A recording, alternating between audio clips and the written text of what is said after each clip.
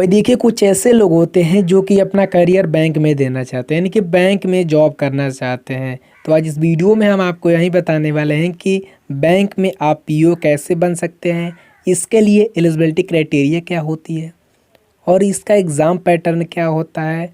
उसके बाद से इस वीडियो में हम आपको ये भी बताएंगे कि इसकी सैलरी कितनी मिलती है। पूरी जानकारी बहुत ही अच्छे तरीके से हम आप सभी स्टूडेंट्स कान तक इन्फॉर्मेशन को प्रोवाइड करने वाले हैं, तो वीडियो का कंप्लीट ज़रूर देखिएगा। चलिए वीडियो को स्टार्ट कर लेते हैं। दोस्तों, हम लोग बात करें पीओ यानी कि प्रोबेशनरी ऑफिसर, इसे हिंदी में प्रमाणीकृत अधिकारी भी कहते हैं। पिछले साल की हम लोग बात करें तो पिछले साल करीब 1.5 करोड़ स्टूडेंट्स इस फॉर्म के लिए अप्लाई किए थे, लेकिन कुछ ऐसे चुनिंदा स्टूडेंट्स थे जिनको पीओ बनाया गया। यानी कि पीओ बनने के लिए आपको बहुत ही कड़ी मेहनत करनी पड़ेगी। तो सबसे पहले हम लोग इसके एलिजिबिलिटी क्राइटेरिया की बात करें तो भाई देखिए, इसका जो आपका एलिजिबिलिटी क्राइटेरिया है वो आप किसी भी बोर्ड से ग्रेजुएशन किए हुए हो, चाहे वो आपका मेडिकल लाइन हो या फिर इंजीनियरिंग, बशर्ते कि आपके पास ग्रेजुएशन है, यानी कि आप ग्रेजुएट है या फिर नहीं। अगर आप ग्रेजुएट हैं तो आप इस फॉर्म को बहुत ही आसानी से अप्लाई कर सकते हैं। इसके लिए मिनिमम परसेंटेज भी नहीं है। अगर आपका कितना भी परसेंटेज है, बस आपके पास ग्रेजुएशन की डिग्री है, तो आप इस फॉर्म को बहुत ही आसानी से अप्लाई कर सकते हैं। अब हम लोग बात कर लेते हैं कि इसका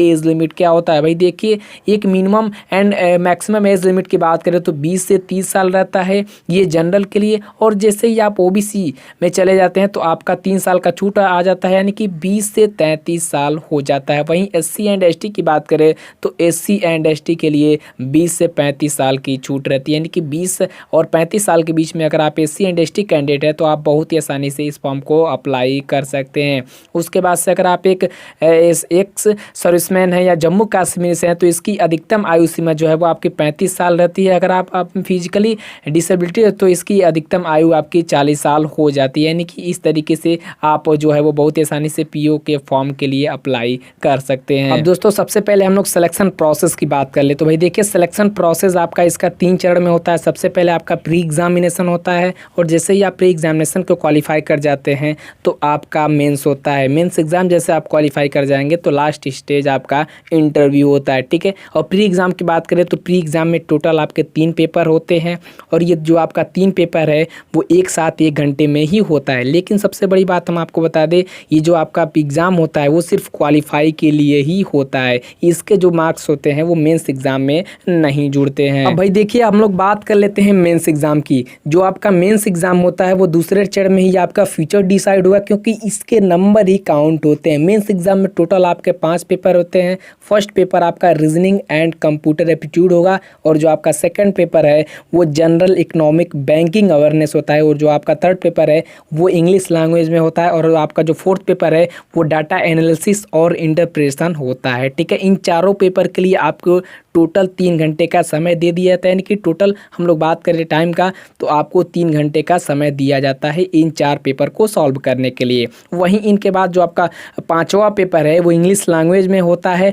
लेकिन सबसे बड़ी इसमें हम आपको बात बता दें, जो आपका ये पेपर है वो निबंध और लेटर आपको इस पेपर में लिखने रहते हैं। टोटल टाइम की हम लोग बात करें तो आपको 30 मिनट दे दिया जाता है। यानी कि इस तरीके से जो आपका मेंस एग्जाम है वो होता है। यानी कि 5 पेपर आपके टोटल होते हैं। जो आपका 4 पेपर है वो 3 घंटे में आपको सॉल्व करने रहेंगे, और जो आपका लास्ट पेपर 5वां पेपर बचता है वो आपका 30 मिनट में निबंध और लेटर लिखना रहता है। वो भी आपका जो ये पेपर है वो इंग्लिश लैंग्वेज में होता है। अब भाई देखिए, सबसे बड़ी बात हम आपको ये बता दें कि जो आपका पेपर मेंस का होता है उसमें आपका 0.25 का माइनस मार्किंग होता है। यानी कि अगर आप गलत उत्तर देते हैं तो आपका 0.25 आपके नंबर में से काट दिया जाता है, जो आप सही किए रहेंगे। इसीलिए अगर आपको जो क्वेश्चंस आ रहे हैं, जिस क्वेश्चंस का आपको आंसर आ रहा है, ओनली फॉर वही क्वेश्चन दीजिएगा। और जैसे ही आप मेंस एग्जाम को क्वालिफाई कर जाते हैं तो आपका इंटरव्यू होता है। इंटरव्यू अलग अलग बैंकों द्वारा IBPS की मदद से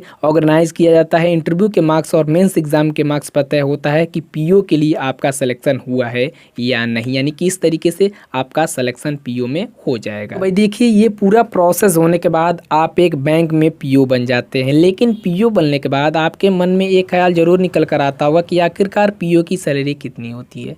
ये देखिए, ये डिपेंड करता है आपका कौन सा पोस्ट है। पीओ की सैलरी की बात करें तो मिनिमम इसमें और मैक्सिमम आपका जो सैलरी है वो 23,000 से लेकर 42,000 रुपये होता है, ठीक है। वहीं में अगर आप मैनेजर बन जाते हैं तो मैनेजर की सैलरी 35,000 से लेकर 45,000 रुपये रहती है। सीनियर मैनेजर की सैलरी की बात करें तो इसकी सैलरी 42,000 से लेकर 51,000 रुपये होती है। वहीं चीफ मैनेजर की बात करें तो 50,000 से लेकर 59,000 रुपये सैलरी होती है। असिस्टेंट जनरल मैनेजर की हम लोग सैलरी की बात करें तो इसकी सैलरी 59,000 से लेकर 66,000 रुपये रहती है। डिप्टी जनरल मैनेजर की बात करें तो इसकी सैलरी 68,000 से लेकर 76,000 रुपये रहती है। वही जनरल मैनेजर की हम लोग बात करें तो इसकी सैलरी 76,000 से लेकर 85,000 रुपये होती है।